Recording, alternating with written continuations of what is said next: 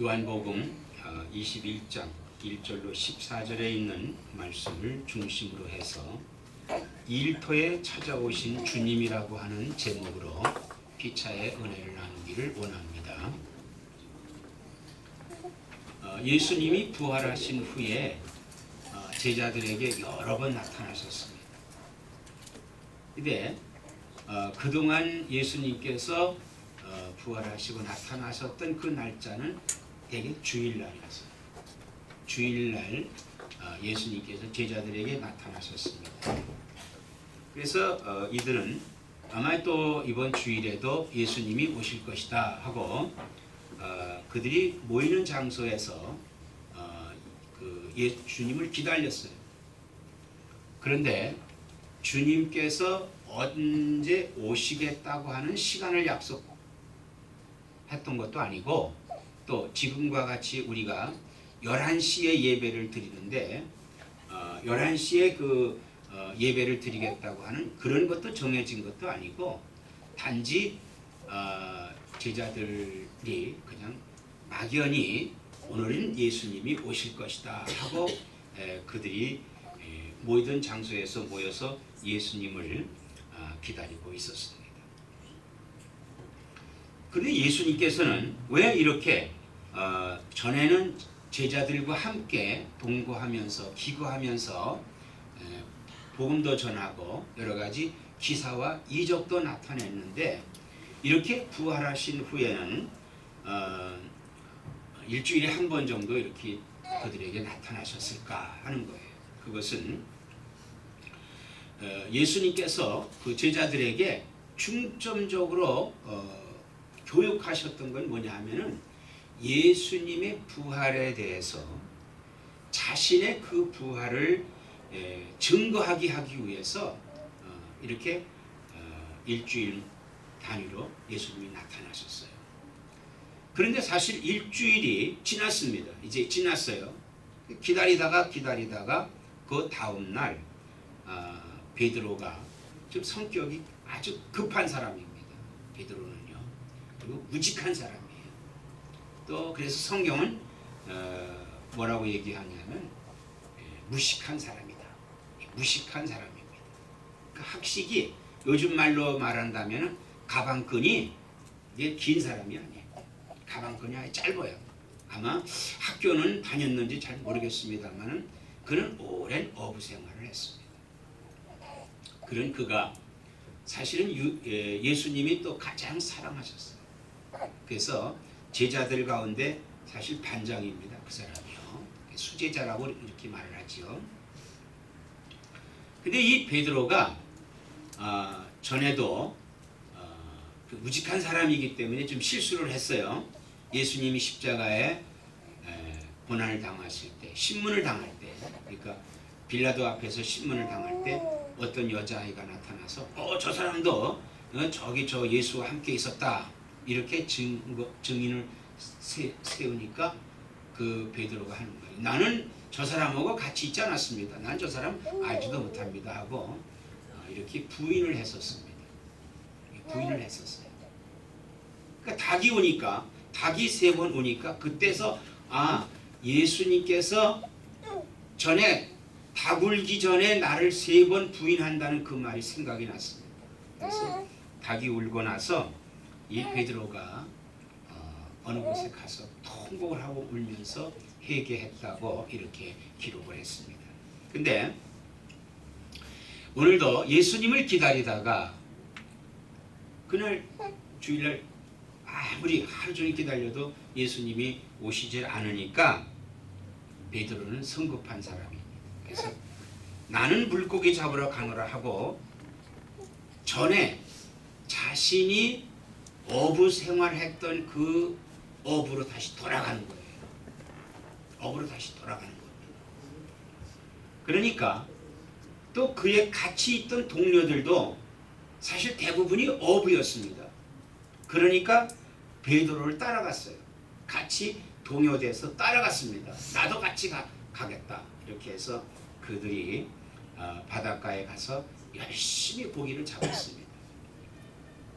그러니까 사실 이제 예수님은 전에는 같이 다니면서 이 생활을 했을 때는 예수님이 어떠한 동기가 됐을 때 하나님의 나라를 세우면은 또 아니면 이스라엘을 회복해서 이스라엘의 왕이 되면은 장차 자기들의 미래를 꿈을 꿨지만은 이제는 예수님이 십자가에 죽으시고 부활을 했으나 늘 같이 계시지 않고 일주일에 한 번 정도로 이렇게 오시니까 이들도 사실은 자신의 진로를 생각했던 거예요.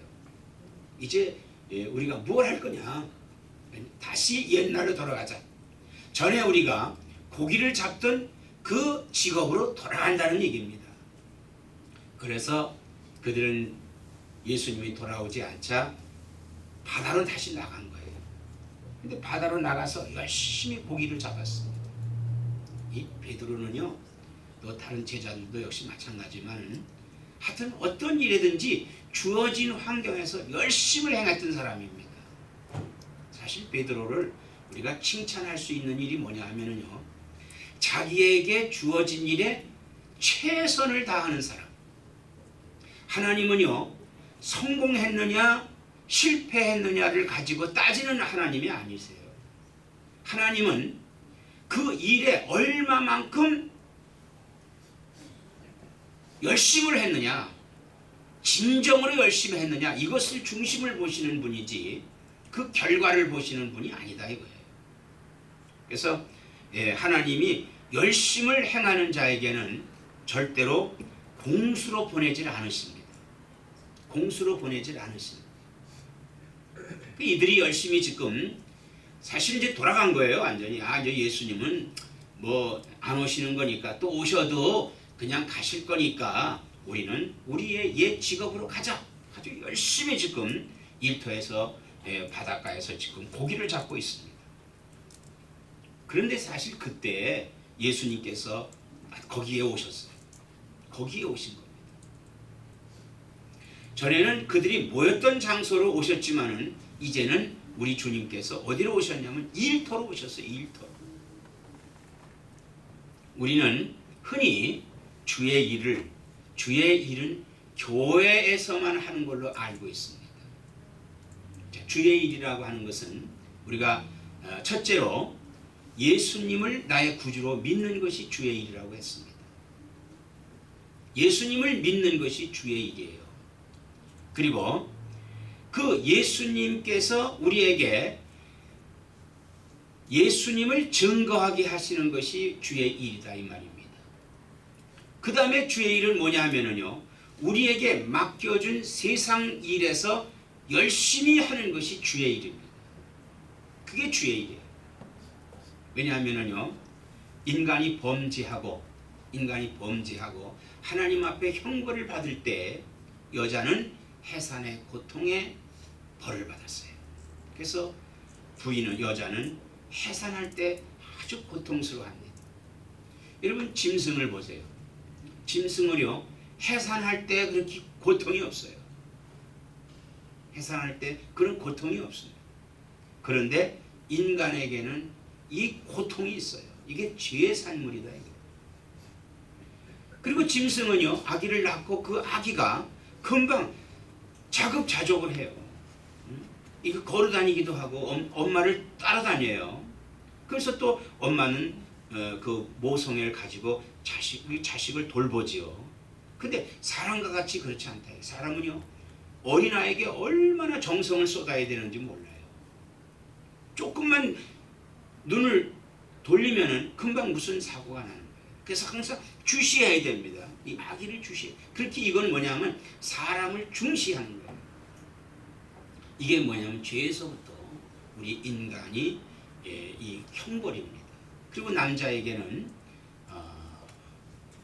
이마에서 땀방울이 흐르는 그러한 그 일하는 고통을 우리에게 주셨습니다. 그래서 일하는 것이 우리에게 가장 중요해요. 무슨 일을 하든 간에. 그래서 바울 선생님은 뭐라고 말씀했냐 하면요, 일하지 않는 자는 먹지도 말라고 그랬어요. 그러니까 놀고 먹지 말라는 얘기죠. 물론 우리가 아파서 일할 수 없는 그런 때에는 좀 자기 자신의 몸을 건강을 회복할 때까지는 기다리지만은 그러나 자기 자신의 주어진 일을 충실히 할 수 있는 것이 주의 일이다 이거예요. 무엇을 하든 간에 내가 좋은 일 하는 것 그것만 좋은 일 하려고 하지 않고 무슨 일을 맡겨뒀지 간에 그 맡겨진 사명을 잘 감당할 수 있어야 되는 것이 하나님의 일이다 이 말입니다. 그래서 우리는 주의 일, 이 주의 일이라고 하는 것이요 특별하게 어떠한 봉사하는 이것으로만 주의 일 찾으려고 하는데 사실은 첫째 우리 예수 잘 믿어야 되고 그 다음에 예수를 잘 증거해야 되고 그 다음에 세 번째는 일터에서 내게 맡겨진 사명을 잘 감당하는 거예요. 그럼 거기에 예수가 나타나게 하는 일을 하는 거예요. 그리고 또 주의 일은 뭐냐 하면요 내게 주어진 재능에 따라서 봉사하는 거예요. 이것이 주의 일이다 이 말입니다. 예수님은 일터에 오시는 거예요. 일터에 찾아오셨어요. 일터에 지금 찾아오셨습니다. 여러분이 일하는 일터에도 주님이 찾아가신다고 하는 사실을 믿으시는 여러분 되시기를 바랍니다. 믿습니까? 그래서 일할 때 늘 지혜를 주님께 구할 수 있어요. 주여, 내가 이 디자인을 지금 작성하려고 하는데 주여 지혜를 내게 주시옵소서. 여기서 하나님을 나타낼 수 있는 그러한 지혜를 주시옵소서. 내가 어떠한 판매를 할 때 하나님 내게 지혜를 주시옵소서. 그래서 이 상품을 저 사람들에게 잘 팔게 하시고 저 사람들이 유입되게 하게 해주세요. 이렇게 우리는 하나님 앞에 구할 수 있어야 돼요. 그리고 하나님 앞에 바로 서서 우리가 무슨 일을 하든지 간에 그 일터에서도 바르게 있어야 된다는 거예요. 그렇다면 하나님 앞에 바로 섰을 때 일터에 바로 섰을 때 우리에게 나타나는 예수가 나타나는 그러한 우리가 일하는 자세가 되어야 된다고 하는 것입니다. 근데 거기 예수님이 나타난 것을 이 제자들은 모르고 있어요. 왜 모르고 있습니까? 지금 예수는 까마득히 잊어버린 거예요. 왜? 안 오셨기 때문에. 그래서 우리는 우리 일터에 와서 이제는 예수와 상관없이 열심히 지금 일을 하고 있는 겁니다. 열심히 일하고 있는 거예요. 근데 거기에 주님이 이렇게 보고 있으실 때 주님은요 얼마나 웃겼겠어요. 그치요? 열심히 올렸다 내렸다 올렸다 내렸다 그러면서 그물을 올렸을 때 고기가 한 마리도 없으니까 이 베드로를 비롯한 사람들이 얼굴이 낙심했을 때 얼마나 주님이 아이고 미련한 놈아 하고 거기서 그렇게 계셨겠느냐 이 말이에요. 그때 음성이 들렸습니다. 얘들아 고기를 잡았느냐 이렇게 물었어요. 그러니까 이게 누구의 음성인지를 모르고 반사적으로 한 마리도 못 잡았습니다. 그러는 거예요. 그러니까 그때 다시 음성이 들립니다. 오른편에 그물을 내려라. 그때 인간적인 말이 나옵니다. 거기는 그물을 많이 내렸습니다. 그러면서도 그들은 그 말에 순종을 했어요. 그리고 그물을 거기다 탁 내려놓으니까 뭐가 그물이 묵직한 거예요. 우리가요 이 낚시하는 사람들이 왜 낚시를 하느냐 하면요 낚시라고 하는 게 그냥 막 잡아들이는 게 아니잖아요. 딱 기다리는 거 1시간도 기다리고 2시간도 기다리고 그러다가 와서 탁탁 거느렸다가 이놈이 딱 물면은요 묵직한 그러면 그때 릴을 잡아 올릴 때의 그 기분이라고 하는 건 이루 말할 수 없다. 자, 이 사람들이 밤새도록 고생하고 그 그물질만 했는데 그물이 묵직한 거예요. 그런데 너무 묵직한 거예요. 그 배를 하나 가져갔는데도 이게 안 되니까 그 옆에 있는 동료가 아마 또 하나가 있었던 모양이에요. 그래가지고 2배 끌고 나와서 그물을 올리니까 그 그물 속에 고기가 얼만큼 있느냐 하면 153마리 153이에요. 엄청 큰 고기 이게 153마리를 올렸습니다. 자, 여러분 우리가 수고를 우리의 생각과 우리의 지혜와 우리의 기획을 가지고는 수고할 뿐이에요. 얻는다 할지라도 금방 새 나가고 만다요. 그래서 우리에게는 주님이 주셔야 돼요. 주님이 주셔야 돼요. 그때 누군가 말했어요. 주님이시다. 그때 베드로가 이렇게 보니까 예수님이 그 옆에 서 계신 것을 발견한 거예요. 그들에게 예수님이 찾아오신 것을 발견한 거예요. 그래서 그때에 베드로가 옷옷을 입었다고 했어요. 이 사람은요, 일할 때 너무 열심히 했기 때문에 거추장스러운 거는 그냥 제쳐버리고 벗고선 일하다가 주님인 줄 알고 옷옷을 입었다고 하는 것은 뭐냐면 예의를 갖추었다는 겁니다. 예의를 갖추었다. 우리가 유대인들을 보면요, 유대인들에게 성경에 서기관이라는 직책이 나옵니다. 서기관. 이 서기관이라는 사람들은 뭐냐면요, 성경을 필사하는 사람들이에요. 옛날에 이렇게 우리같이 인쇄로 성경이 나온 게 아니라 옛날에는 인쇄 문화가 없었기 때문에 필사를 합니다. 그래서 원본을 가지고 그걸 그대로 적어나가는 거예요. 이걸 누가 하느냐 하면 서기관들이 하는 거예요. 그 사람들은 매일같이 이걸 씁니다. 그런데 이 성경을 쓰다가 하나님의 이름이 나옵니다. 하나님의 이름이 뭐냐 하면요, 엘로힘이라고도 하고 여호와라고도 하는데, 이 여호와라는 말은 우리말로 하나님이라는 뜻이에요. 여호와는. 근데 엘로힘이라는 말이 나와요. 또 전능자라는 말이 나와요. 이때 이들은요, 이 전능자라고 하는 엘로힘이라고 하는 이름이 나왔을 때는 온매무새를 갖추고 그리고 나서 정중히 썼다고 해요. 그리고 감히 엘로힘이라는 말을 쓰지를 못하고 여호와라는 말을 썼다. 즉 지금 하나님이라는 말이에요. 이 하나님이라고 하는 말은 오직 한 분이시다는 거예요. 한 분이신 전능하신 분이라는 거예요. 그러니까 사실 하나님이라고 하는 것은 하나님의 이름을 대신해서 우리가 하나님이라고 표현한 겁니다. 하느님이라는 말과 이건 전혀 다른 거예요. 전혀 다른 말입니다. 그러니까 이 하나님은 여호와라는 말이에요. 여호와라는 말은 하나님이라는 거예요. 한 분밖에 안 계시는 창조주라는 뜻입니다. 그래서 그 서기관들은요, 이 문자가 나오면은 온매무새를 갖추고 거기에 여호와라고 기록을 했어요. 이름은 감히 쓰지 못하지만은 여호와라고 기록을 했다 이 말이에요. 근데 베드로가 보니까 주님이시니까 벌거벗고 있는 상태에서 주님 앞에 예의를 갖출 수가 없어서 그는 옷을 입고 온매무새를 갖추고 그리고 주님 앞에 나갔다. 주님 앞에 경배했다는 얘기입니다. 그리고 그가 그곳에 나갔을 때 예수님께서는 뭇에서 기다리고 계셨어요. 자, 우리는 여기서 이 베드로의 행동에 대해서 세 가지를 한번 생각해 보려고 합니다. 첫째, 우리는 믿음을 가져야 되겠다는 얘기예요. 즉, 예수님이 오신다고 하는 그 믿음을 가져야 됩니다. 그날 안 오셨다고 해서 베드로는 일터로 나갔죠. 그러므로 그에게 믿음이 사실 없었다는 얘기입니다. 그래서 첫째, 우리는 믿음을 가져야 되겠다. 그 다음에 두 번째는 때를 기다리자. 주님이 오시는데 오실 것을 알고 기다려야 된다. 또 물론 그냥 막연히 그냥 거기서 빈둥빈둥 놀면서 주님을 기다리는 것도 또한 그것도 아닙니다.